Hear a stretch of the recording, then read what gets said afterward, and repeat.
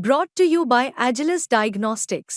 Health test की बात आती है तो मैं भरोसा करता हूँ India's largest diagnostics company Agilus diagnostics. खुद को टेस्ट करते रहो। फ्यूचर एंड ऑप्शन कारोबार पर सेबी लगातार शिकंजा कस रहा है। शेयर बाजार में भारी उतार चढ़ाव बना हुआ है। सेबी की सख्ती के बीच अब शेयर बाजार में फिर से डब्बा ट्रेडिंग की वापसी हो गई है। मीडिया रिपोर्ट्स में बाजार के जानकारों के हवाले से बताया गया है कि डब्बा ट्रेडिंग का वॉल्यूम बढ़कर 100 लाख करोड़ रुपए प्रतिदिन होने का अनुमान है। ये फ्यूचर एंड ऑप्शन के प्रतिदिन रहने वाली वॉल्यूम के 20% के बराबर है। डब्बा ट्रेडिंग गैर कानूनी है। रिपोर्ट में रेगुलेटरी अधिकारियों ने डब्बा ट्रेडिंग के बढ़ते चलन पर चिंता भी जाहिर की है। कि डब्बा ट्रेडिंग क्या है, इससे क्या खतरे हैं, कैसे इसकी फिर से शुरुआत हो गई है और ये पूरा मामला क्या है, इस रिपोर्ट में हम आपको बताने जा रहे हैं। नमस्कार, मैं सौरभ दीक्षित और आप देखते हैं विस्तक। सबसे पहले बात करते हैं कि डब्बा ट्रेडिंग क्या है और क्यों लोग इसे अपना रहे हैं। मीडिया रिपोर्ट्स में डब्बा ट्रेडर के हवाले से बताया गया है कि इस ट्रेड में कम से कम एंट्री बैरियर होने की वजह से लोग इसे अपना रहे हैं। डब्बा ट्रेडिंग में कोई कागजी कार्रवाई की जरूरत नहीं होती है, साथ ही इसमें कारोबार करने के लिए कोई मार्जिन मनी भी नहीं देनी पड़ती है। लॉट साइज छोटे होते हैं और कोई टैक्स फीस भी नहीं देनी होती है। सेबी के नए फ्यूचर एंड ऑप्शन गाइडलाइंस के चलते 40% तक ट्रेड वॉल्यूम घटने का अनुमान है। इसी की वजह से अब ट्रेडर डब्बा ट्रेडिंग के साथ कमोडिटी ट्रेडिंग के अलावा गेमिंग प्लेटफॉर्म्स में शिफ्ट कर रहे हैं।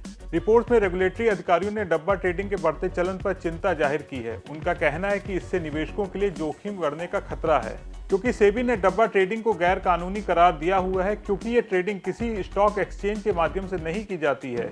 डब्बा ट्रेडिंग में निवेशक नुकसान होने या फंसने पर कोई शिकायत नहीं कर सकते हैं। जानकार बताते हैं कि ऐसा नहीं है कि निवेशकों को डब्बा ट्रेडिंग के खतरों का पता नहीं हो। अगर निवेशकों को भारी नुकसान होता है तो इस ट्रेड को कराने वाले लोग भाग जाते हैं। ऐसे में निवेशकों को उनका पैसा वापस नहीं मिलेगा।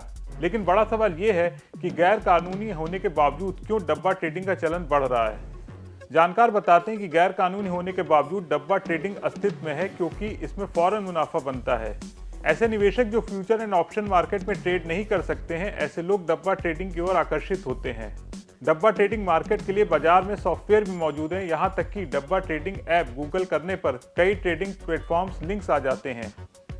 डब्बा ट्रेडिंग में ब्रोकर को स्टॉक खरीदने और बेचने वालों को आपस में कनेक्ट करना होता है, जिसके एवज में उन्हें कमीशन मिलता है। डब्बा ट्रेडिंग में ट्रेडर को स्टॉक प्राइस के मूवमेंट को लेकर बोली लगानी होती है और ट्रेड के सही होने पर मुनाफा बनाते हैं और गलत होने पर नुकसान होता है। अब आपको बताते हैं कि डब्बा ट्रेडिंग करने पर सजा और पेनल्टी का क्या प्रावधान है। शेयर बाजार के रेगुलेटरी सेबी और स्टॉक एक्सचेंज लगातार निवेशकों को डब्बा ट्रेडिंग के खतरों को लेकर आगाह कर रहे हैं। सिक्योरिटी कॉन्ट्रैक्ट रेगुलेशन एक्ट 1956 के तहत डब्बा रेगुलेशन को गैर कानूनी भी करार दिया गया है। इस मामले में दोषी पाए जाने पर निवेशक ट्रेडर को 10 साल तक की सजा के साथ 25 करोड़ रुपए के पेनाल्टी का भी प्रावधान है। कुल मिलाकर सेबी जिस तरह से फ्यूचर एंड ऑप्शन कारोबार पर शिकंजा कस रही है, उसके बाद से डब्बा ट्रेडिंग का चलन बढ़ने लगा है। अब डब्बा ट्रेडिंग को कैसे रोका जाए, इसके बारे में मार्केट के जानकारों का मानना है कि अगर सरकार सोने या चांदी के समान शेयरों में भी ट्रेडिंग करने पर टैक्स घटाती है तो इससे डब्बा ट्रेडिंग पर लगाम लगाने में मदद मिलेगी।